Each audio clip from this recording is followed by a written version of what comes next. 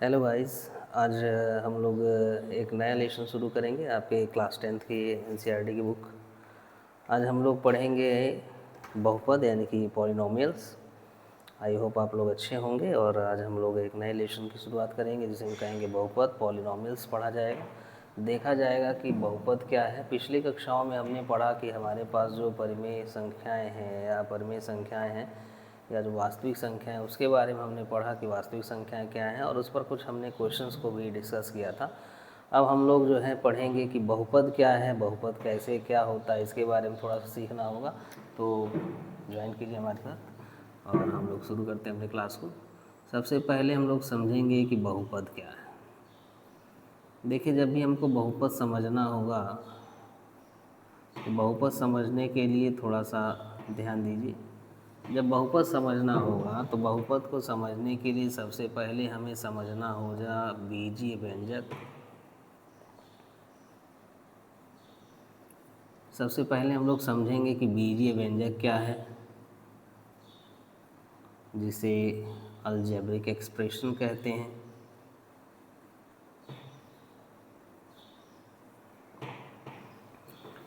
जब हमें बहुपद को समझना होगा तो बहुपद को समझने के लिए सबसे पहले हमें समझना होगा कि अलजेब्रिक एक्सप्रेशन क्या है। जब हम इसको समझ पाएंगे तो ही हम बहुपद को समझ पाएंगे।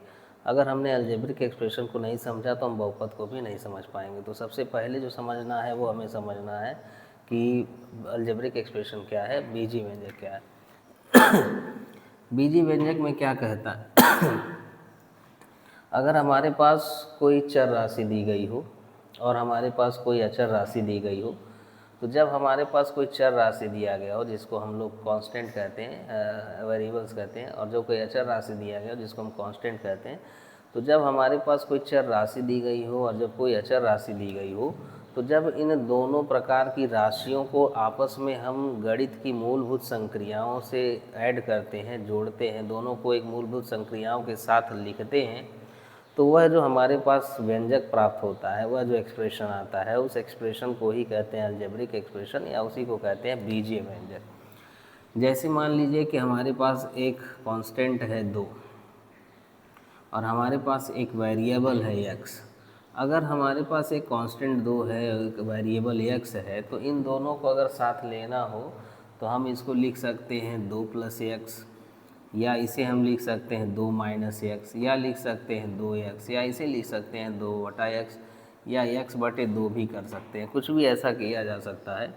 तो हम ये देख रहे होंगे कि हमारे पास यहाँ पर जो अलजेब्रिक एक्सप्रेशन दिया गया है, मतलब जो हमारे पास कांस्टेंट है और जो हमारे पास वेरिएबल हैं, इन कांस्टेंट और इन वेरिएबल्स को हमने जो है वो गणित की मूल संक्रियाओं यानी कि प्लस माइनस गुणा भाग, इनके द्वारा आपस में इन दोनों को हमने ऐड किया। तो दोनों संक्रियाएं जो हैं वो जुड़ी हुई हैं, और किससे जुड़ी हुई हैं, प्लस से, माइनस से, गुणे से और भाग से। तो ऐसा जब हमारे पास कुछ भी आता है कि जिसमें हमारे पास कांस्टेंट दिया हो, जिसमें हमारे पास वेरिएबल दिया गया हो, और कांस्टेंट और वेरिएबल को जब हम लोग प्लस माइनस गुणे और भाग से जब आपस में जोड़ते हैं, संयोजित करते हैं, तो इसको ही कह दिया जाता है कि यह बीजीय व्यंजक है, अलजेब्रिक एक्सप्रेशन है। जब हम बहुपद समझेंगे तो बहुपद समझने के लिए हमें अलजेब्रिक एक्सप्रेशन समझना होगा। अगर हमने 2 धन करड़ी में यस लिख दिया तो भी हम कहेंगे कि यह अलजेब्रिक एक्सप्रेशन है। अगर 2 माइनस करड़ी में एक्स लिख दिया तो भी कहेंगे अलजेब्रिक एक्सप्रेशन है। 2 करड़ी में एक्स लिख दिया तो भी कहेंगे अलजेब्रिक एक्सप्रेशन है। 2 बटा करड़ी में एक्स लिख दिया तो भी अलजेब्रिक एक्सप्रेशन है। √x/2 लिख दिया तो भी अलजेब्रिक एक्सप्रेशन है।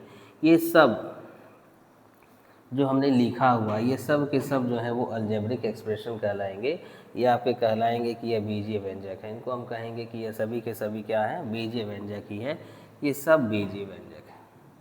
तो चाहे इसमें जो हमारे पास वेरिएबल है उस पर रूट आए ना आए, सिंपल में आ जाए, चाहे उस जो वेरिएबल है उसके ऊपर हमारे पास कोई पूर्ण संख्या हो, चाहे कोई अपूर्ण संख्या हो, मतलब बटे में हो, या फिर पूरी पूरी संख्या आ रही हो, तो भी हम कहेंगे कि यह एक बीजीय व्यंजक है। पहली बात हम ये समझेंगे। दूसरा हम लोग को समझना होगा कि बहुपद क्या है। अब हम अपने टॉपिक पर आएंगे, बहुपद।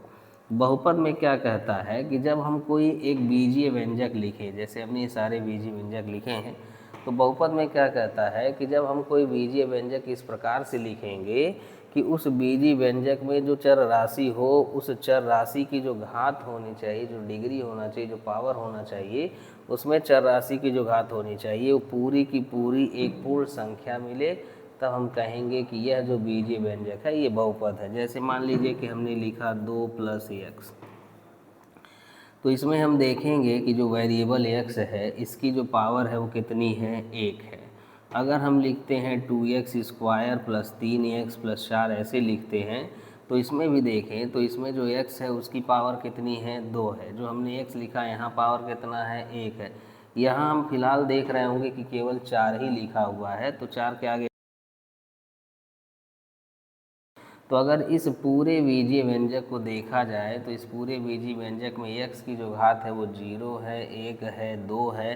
तो ऐसा जब कभी भी हमारे पास कोई बीजीय व्यंजक आएगा कि जिस बीजीय व्यंजक वेरिएबल है उसकी जो डिग्री है, जो पावर है, वह एक पूर्ण संख्या मिलेगी, तब हम इसको कहेंगे कि यह एक बहुपद है। और अगर ऐसा नहीं है तो हम कहेंगे कि यह बहुपद नहीं है। जैसे मान लीजिए कि हमने ये लिखा, ये सारे हमारे पास बहुपद हैं, ध्यान में दीजिएगा। अब मान लीजिए इसको हम लिखते हैं 2 धन करड़ी में x, तो अगर इसको लिखा गया 2 धन करड़ी में x, तो इसको देखा जाए तो करड़ी का मतलब होता है 1/2 घात। अगर हम इसको हटाएंगे तो हमारे पास 1/2 घात आएगा। तो अब हम यहाँ चर राशि पर देखें तो चर राशि की जो डिग्री है वो पूरी संख्या नहीं, पूर्णांक नहीं हो करके बल्कि एक बटे वाली राशि है, एक परमेय संख्या आ गई। तो जब ऐसा आता है कि हमारे पास चर राशि की जो घात है वह बटे में हो या फिर वो माइनस में हो, ऐसा कुछ आ जाए, जैसे यहाँ हमने लिया 2/x, अगर इसको देखें तो अगर x को ऊपर लेंगे तो x पर पावर -1 हो जाएगा।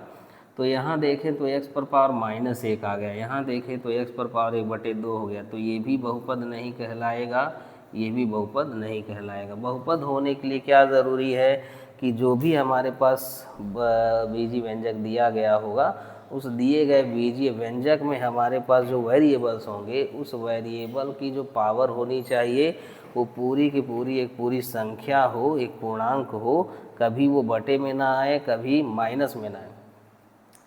तो अगर हमारे पास कोई एक बीजीय व्यंजक ऐसा मिलता है कि जिसमें जो हमारे पास घात है वह पूरी की पूरी जो पावर में आए, पूर्णांक आए, तब हम कहेंगे कि वो बहुपद है। और अगर ऐसा नहीं होता है तो हम कहेंगे कि बहुपद नहीं है। तो सिंपल सी बात है, आप लोग ध्यान दीजिएगा कि बीजीय व्यंजक का मतलब हो गया कि हमारे पास चर और अचर राशियाँ दी गई हैं, और इन दोनों राशियों को अगर हम लोग मैथमेटिक्स के जो मूल संक्रियाएँ, जो बेसिक्स हैं, प्लस माइनस इंटू और डिवीज़न, जो जोड़ घटाना गुणा भाग, इसके साथ जब ऐड करके लिखेंगे तो इसको कहेंगे कि ये बीजीय व्यंजक है, चाहे वो करड़ी में आए, चाहे करड़ी में ना आए, चाहे x पर पावर रूट में हो, चाहे बाई में हो, चाहे माइनस में, सब बीजीय व्यंजक कहलाएंगे।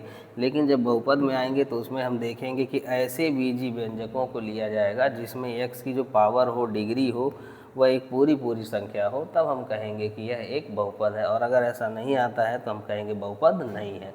तो इस बात को हम लोग ध्यान देंगे कि हमारे पास एक बीजीय व्यंजक क्या है और हम समझेंगे कि हमारे पास बहुपद क्या है। तो जब हम दो टॉपिक्स को ध्यान दे देंगे कि बीजीय व्यंजक और बहुपद क्या होते हैं, तो इसको थोड़ा सा आप लोग समझ लें। ये मेन होता है, जब हम लोग आगे बढ़ेंगे तो हमको सबसे पहले समझना होगा कि बहुपद और बीजीय व्यंजक हमारे पास क्या है। ओके,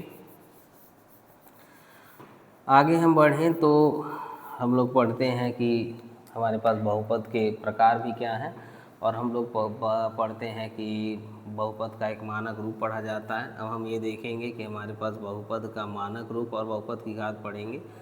पहले बहुपद का मानक रूप हम लोग पढ़ लें। स्टैंडर्ड फॉर्म ऑफ पॉलिनोमियल्स देखा जाए, बहुपद के मानक रूप में क्या कहता है कि मान लीजिए हमारे पास x² है, x³ है, 2x है, 4 है। अगर ऐसा कोई हमने पॉलिनोमियल ले लिया तो यह पॉलिनोमियल जो है वो मानक रूप में नहीं, स्टैंडर्ड फॉर्म में नहीं। स्टैंडर्ड फॉर्म में लाने के लिए क्या करेंगे कि हम जो पावर हमारे पास है, x की जो घात है, उसको हम असेंडिंग में चाहे डिसेंडिंग में लिखेंगे। तो अगर देखें तो यहाँ 2 घात है, यहाँ 3 घात है, यहाँ 1 घात है, और यहाँ कोई घात नहीं, माने 0 घात है। तो हम इनके पावर को, x के डिग्री को हम लोग चाहे असेंडिंग में लिखें चाहे डिसेंडिंग में लिखें, तो जब असेंडिंग या डिसेंडिंग में अरेंज कर लेंगे तो उसको कहेंगे कि बहुपद का मानक रूप है। जैसे इसमें हमने क्या किया, सबसे बड़ी घात लिख लेते हैं x पर 3, फिर उसके बाद उससे छोटी x पर 2, फिर उससे छोटा x पर 1, और फिर 4x पर 0। इसको आप 4 भी लिख सकते हैं, x पर 0 भी लिख सकते हैं, जो भी इच्छा हो। तो अगर इसको हम देखें ऐसे तो हमने इसको डिसेंडिंग ऑर्डर में कर लिया। तो जब ऐसा हम लोग लिख देते हैं तो इसको कहते हैं बहुपद के मानक रूप। बात क्लियर हो गई होगी। और 2 पॉइंट्स आप लोग याद रखेंगे कि बहुपद क्या है और बहुपद के मानक रूप क्या है। आगे हम लोग पढ़ेंगे कि बहुपद कितने प्रकार के होते हैं और बहुपदों का योगफल गुणनफल कैसे निकाला जाएगा, इसके बारे में हम लोग चर्चा करेंगे। तो आप लोग को वीडियो कैसी लगी इसके बारे में मुझे बताइए। Thanks for watching. Please subscribe my channel. Thank you.